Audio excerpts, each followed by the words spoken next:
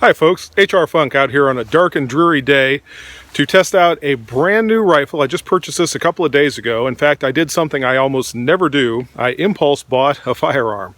Normally, before I purchase a firearm, I spend a great deal of time researching it, looking into the history of the company that produces it, and trying to determine if I'm buying a good quality product or if it's something maybe I want to stay away from. In this case, however, I already knew quite a bit of the history of the rifle itself, and I also am relatively familiar with the history of the company. Although up to this point, I've never had a reason or really a need to purchase one of their products. The company specifically is Henry Repeating Rifles, currently of Bayonne, New Jersey. Henry's flagship products have always been their lever-action rifles, which have, to the best of my understanding, been very good quality and very reasonably priced firearms. However, my personal lever-action needs have always been filled by Marlin products, and in fact I have quite a few of those in my arsenal at this point. So I never really had any reason to purchase a Henry rifle until about 3 days ago.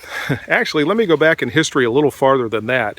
In the December 2016 American Rifleman, there was a write-up on the AR7 survival rifle, which was originally the brainchild of Eugene Stoner. The article was very good, and it rekindled an interest that I've had in that particular firearm since I was a kid, really. I've been aware of this firearm for a long, long time, but unfortunately, in past iterations, it's had a reputation for unreliability and relatively low quality, so I always stayed away from it. So let's jump forward to a couple of weeks ago when I'm reading the article on the current iteration of the AR7, which indicates that Henry started to produce this particular rifle in 2007. Prior to manufacturing it, they did a lot of research and a lot of development to try to correct some of the historic problems with the AR7 platform. And the current model, according to the author, is very reliable and a very good quality firearm. So, as fate would have it, I was perusing a gun shop last Saturday, which at this point was 3 days ago, and lo and behold, on the shelf was an AR7 rifle. The price was very reasonable. It was $239 as it sat there on the shelf. I took it down, I looked at it, and I decided, you know what, for that price, I'm going to go ahead and give that product a try. And ladies and gentlemen, here it is, my very own Henry AR7 rifle. This is my first ever Henry product. I've done just a little bit of preliminary shooting with this rifle to make sure that it functions. In fact, I've fired about one magazine through it. What I'm going to be doing today is checking the sights and checking the accuracy of this rifle, and also throughout the course of shooting it, I want to continue to check that functional reliability. I have a couple of different types of .22 ammunition here that I'm going to be using today, and this should be a lot of fun. Oh, and by the way, this particular day, if you can't tell, it's rainy, it's foggy, it's pretty nasty, which is just the conditions that this particular rifle was intended to be used in. So with that little bit of an introduction, let's take a closer look at the AR7 quick, and then we'll start to shoot it. From the outset, the AR7 was envisioned as a survival tool for U.S. pilots that might find themselves having to punch out over uninhabited terrain.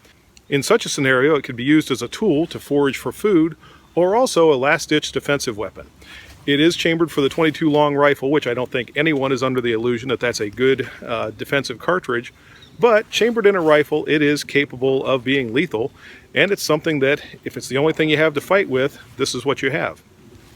It is an 8-shot semi-automatic rifle. Again, this was designed by Eugene Stoner, and you can see some of the influences or some of the things that we associate with Stoner, like the tubular receiver, and also a barrel nut, and the barrel attaches very similar to the way that an AR-15 barrel attaches.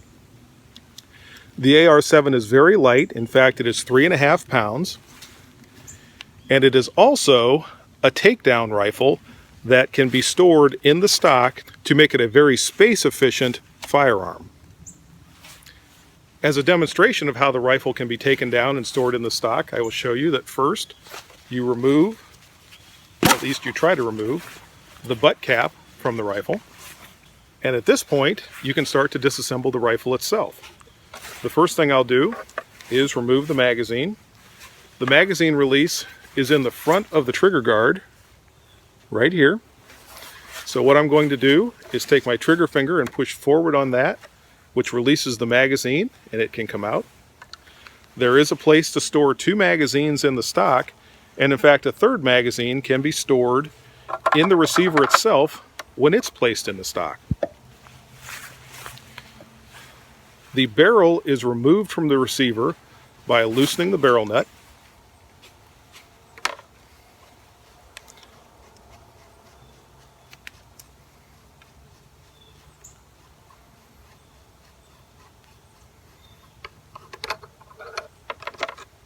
And then it too stows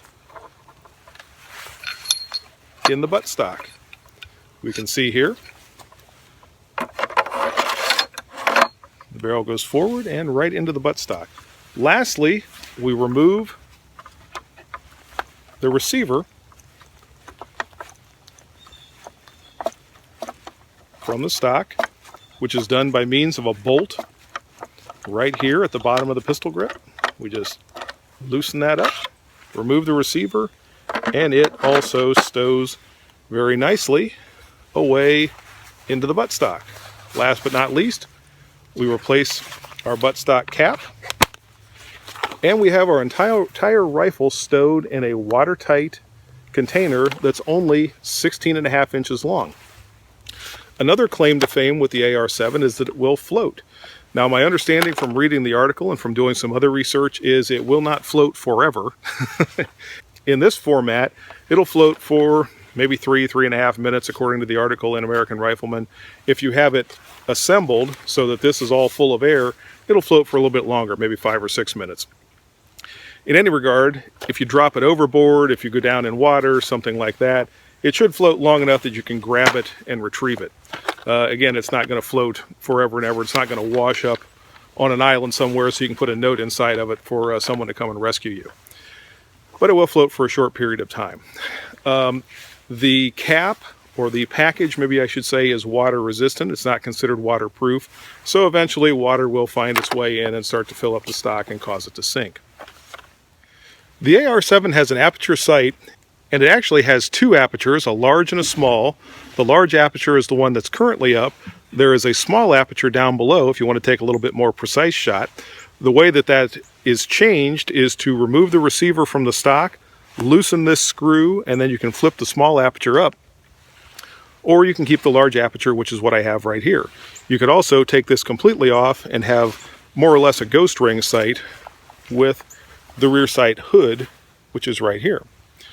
The front sight is high visibility plastic, and if I didn't say it before, the rear sight is elevation adjustable. If you loosen the screw, it can be slid up and down. The front sight is dovetailed into the barrel, so it is windage adjustable by drifting it either right or left as need may be. The barrel itself has a steel liner that is encased in an ABS plastic tube. The receiver is aluminum, or alloy maybe I should say, and it has a Teflon coating. The magazine is an 8-shot magazine that, as you can see, fits flush. And there is a safety at the rear of the receiver. One of the changes that Henry made to the AR7 design is to add a rail to the front. This can be used for optics or red dots or what have you. This is not a Picatinny rail. This is a 3/8/22 Weaver style rail. So if you're going to put an optic on it, you'll need to make sure that you get the right optic to fit that rail. However, if you put an optic on, the receiver will no longer fit inside the buttstock. So if you add an optic or you add some type of a sighting device, you lose part of the capability of this rifle to be stored as a unit inside the buttstock. Okay, time to start doing some shooting with the AR7. I have not touched the sight since I had it. The shooting that I've done has been very informal. Again, I was mostly just checking the functioning of the rifle. So I'm going to put it on paper for the first time. I'm not expecting tack driving accuracy out of this platform. I am expecting reasonable accuracy if this was going to need to be used as a hunting implement, or even if it was going to be used in a defensive capacity. I'm going to start out shooting it at 25 yards. I may go back to 50 yards at some point and see how it does from back there. I do have two types of .22 ammunition that I'm going to be using, and I'll show you those before I start to shoot each one. Okay folks, the first ammunition I'm going to be testing is CCI's AR Tactical ammunition, .22 ammunition. It is a 40 grain bullet rated at 1200 feet per second. Henry does recommend that you use a 40 grain round nose bullet at a high velocity 22, which is precisely what this is. It should work perfectly in this rifle. So let's see if it does.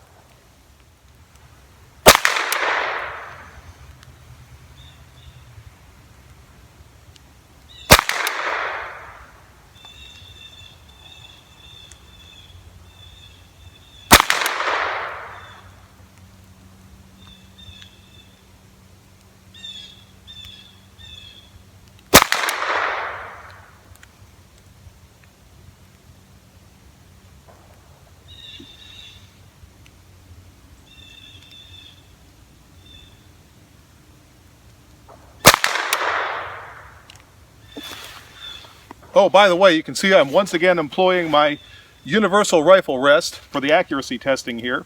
That's 5 shots. Let's go down and take a look at the target. And we're not looking too bad. 4 out of my 5 shots are in a nice group, just over an inch maybe here. I managed to pull one of them low. I'm sure that's not the rifle. I'm sure that's me. I'm going to go back and make a little bit of a sight correction, and we'll try this again. Oops, a little bit too far. Went from here down to here. I'll go back and split the difference with that rear sight. That should bring us up pretty much close to right in the middle.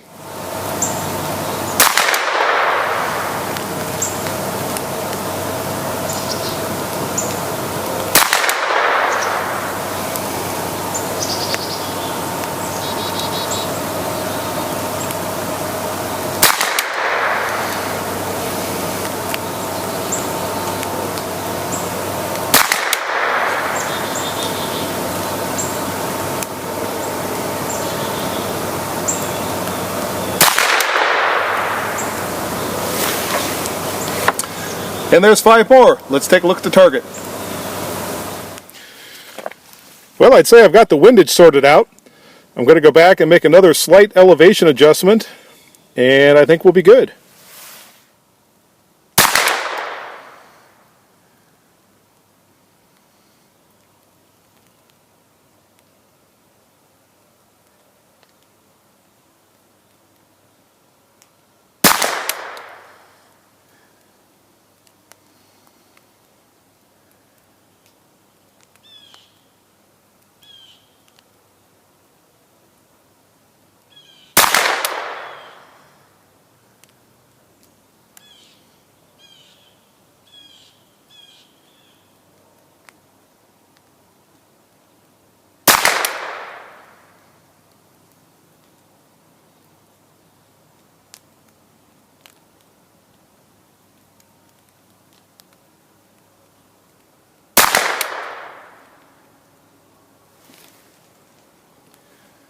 Let's see if that was the final sight adjustment. Well, folks, as it turned out, that wasn't my last sight correction. When I came up here after the last ones that I did on video, this was my group here. So I went back, made one more sight correction, and this was my last 5 shots. I think I'm going to go ahead and call this thing 0. By the way, if you haven't been looking at these group sizes that this has been shooting, they've been very impressive all the way through. I'm shooting a little over an inch at 25 yards. That's certainly minute of rabbit, minute of squirrel, and minute of bad guy shooting. I think I'll back off to 50 yards, just give it a try from back there to see what our 50-yard accuracy looks like. I'm expecting that it'll probably stay within the black here, and I'll come back up then and we'll do a little bit more fun shooting. Folks, a couple of observations about the AR7 at this point. First off, with this 40 grain CCI AR tactical ammunition, it's been perfect as far as functioning is concerned. Not a single hiccup. The accuracy has been decent.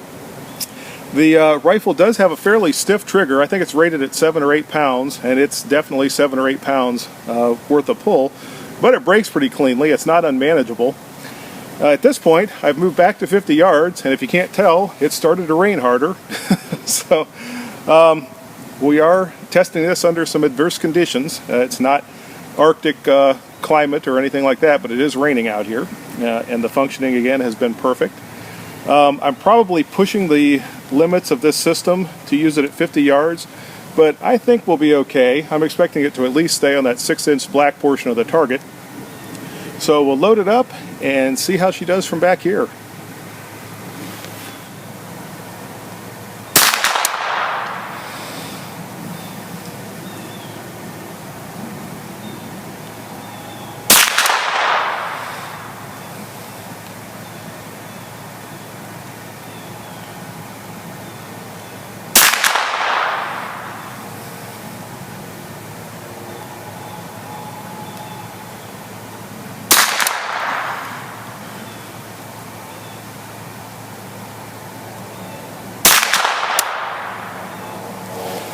And let's go take a look at the target.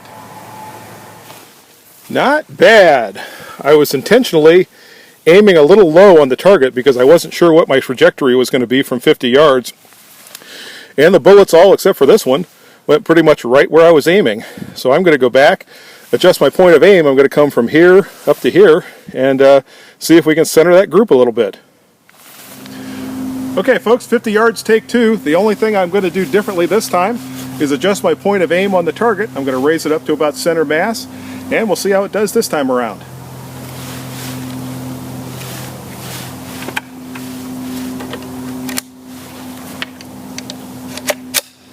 Oh, and the rain is, again, getting heavier, just to make this interesting.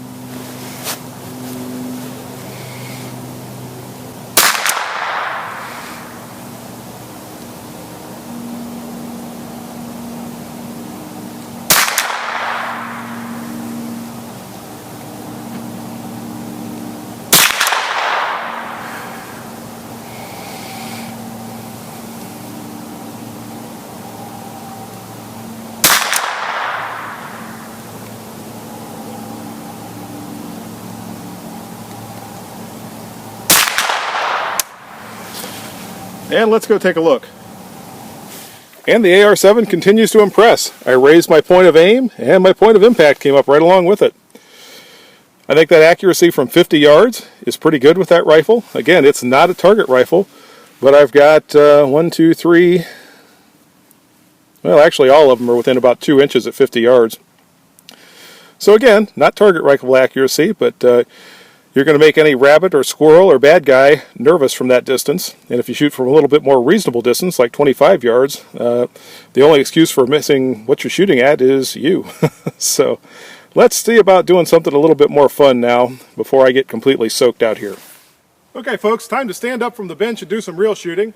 I've got 2 8-round magazines loaded up with the CCI ammunition. I've got my rack of colored beer bottles down there that I'm going to be shooting at. We're going to be shooting a little faster tempo. I'm going to see if I can make them dance, and we'll see how the AR7 runs.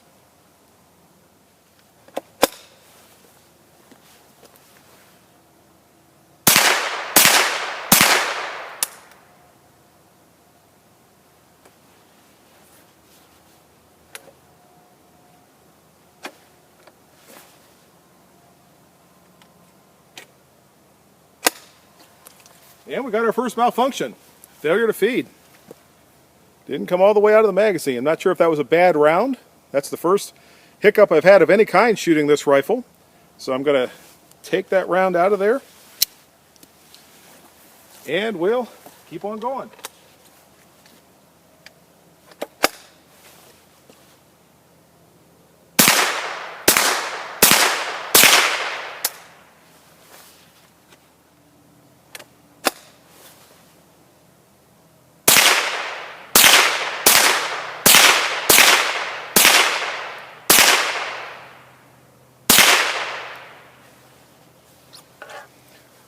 Okay, well, accuracy was good. I don't know if you can see the bottles moving down there. I was not having a hard time hitting them from 50 feet. I'm going to switch over and try the other ammunition that I have quick, and then we'll probably call it a day. Okay, folks, we're going to repeat that last drill. This time I'm going to be using Federal Auto Match, and this is also a round nose bullet, but it's just plain lead. It doesn't have the copper wash like the CCI stuff that I've been shooting. So we'll give this a whirl and see how it runs in the AR7.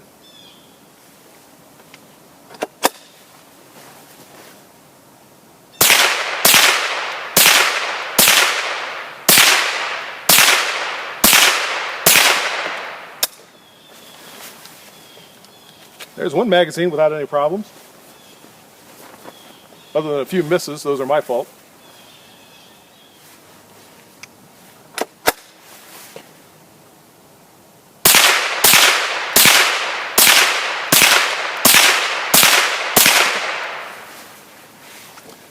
And there's another 8 rounds without a hiccup. I think that's going to do it for today, folks. The AR7 is running well. I think the Henry version, again, I don't have any experience with the past versions other than what I heard back in the day, but I think the Henry version seems to be a well-made, good rifle for its intended purpose. Again, it's not a target rifle. It is not a tactical rifle, really. It's just a bare bones subsistence survival rifle. It's running in adverse conditions today. I did have the one malfunction. I'm not sure if that was the ammunition. I don't know if there was some incompatibility with the rifle or what. But of the 50 odd rounds that I shot today, that was my only malfunction. So I guess we could call it 98% reliable. In any regard, I hope you enjoyed the video. If you have any questions or comments, be sure to leave those below. And until next time, good shooting. Bye-bye.